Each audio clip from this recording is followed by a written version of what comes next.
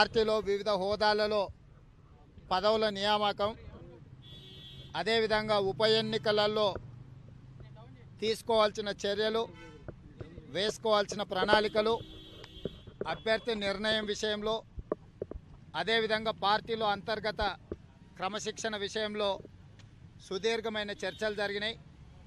అందరి నాయకులు అధిష్టానానికి వారి వారి అభిప్రాయాలను కూలంకషంగా చెప్పడం జరిగింది. దానికి సంబంధించి హైకమాండ్ మాకు అందరికీ కూడా క్రమశిక్షణతో మెలుగుతూ సమన్వయంతో పార్టీని ముందుకు నడిపిస్తూ తెలంగాణ ప్రజలు ఎదుర్కొంటున్న సమస్యల మీద పోరాటం చేయడానికి ఉప ఎన్నికలలో టీఆర్ఎస్ బీజేపీ కుమ్ముక్కై కాంగ్రెస్ పార్టీ మీద ఏ రకంగా దాడి చేస్తుందో, ఉప ఎన్నికలలో జరుగుతున్న కుట్రను కుతంత్రాలను ఛేదించి ప్రజల పక్షాన నిలబడి ఎన్నికల క్షేత్రంలో పనిచేయడానికి సూచనలు చేసిండ్రు. అదేవిధంగా ఉప ఎన్నికలలో మునుగోడు అభ్యర్థి విషయంలో జిల్లాకు సంబంధించిన ముఖ్య నాయకులతో చర్చించి తొందరలోనే అభ్యర్థిని ప్రకటించడం ద్వారా అందరికంటే ముందు ఎన్నికల క్షేత్రంలో శ్రేణులను సిద్ధం చేసి మునుగోడు ఎన్నికలలో రెండు పార్టీలను తోడు దొంగలుగా మారి ఈరోజు దేశ ప్రజల్ని ఏ రకంగా వంచిస్తుండ్రో వాళ్ళిద్దరికీ గుణపాఠం చెప్పడానికి కాంగ్రెస్ పార్టీ సమన్వయంతో ఎన్నికలను ఎదుర్కోవడానికి జిల్లా నాయకత్వంతో మాట్లాడి అభ్యర్థిని ప్రకటించి ఎన్నికలను ఎదుర్కోవడానికి సిద్ధం చేయమని సూచన చేసిండ్రు.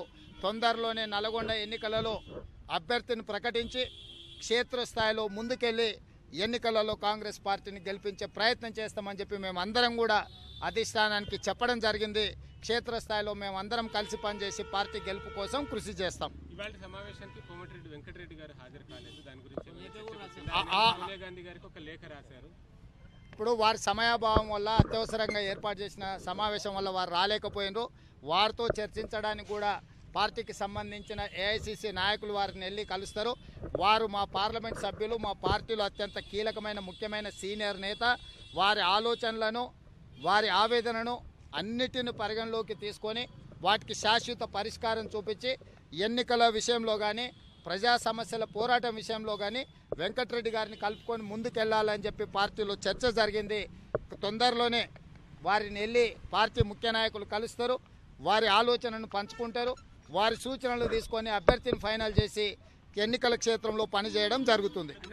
హాయ్ ఫ్రెండ్స్, మా టుడే టుమారో యూట్యూబ్ ఛానల్ చూస్తున్నందుకు చాలా థ్యాంక్స్. మరిన్ని లేటెస్ట్ వీడియోస్ కోసం వెంటనే సబ్స్క్రైబ్ చేయండి. అలాగే ఈ బెల్ ని కూడా రింగ్ చేసేయండి. మా నోటిఫికేషన్స్ అన్ని మీ మొబైల్లో వస్తాయి.